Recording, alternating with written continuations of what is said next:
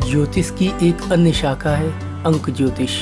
अंक ज्योतिष के अनुसार नाम के अक्षर का भी कारक होता है। ए से जेड तक के सभी अल्फ़ाबेट्स के लिए अलग अलग अंक बताए गए हैं। हर एक अंक का अलग महत्व है, अलग ग्रह स्वामी है। हमारे नाम का पहला अक्षर जिस अंक से संबोधित होता है, हमारा स्वभाव और भविष्य उसी के अनुसार रहता है।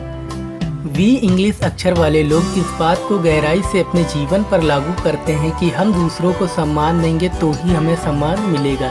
इस कारण ये सभी को सम्मान देते हैं और दूसरे से भी सम्मान चाहते हैं। इनकी बुद्धि बहुत तेज होती है और किसी भी बात को कभी भूलते नहीं हैं।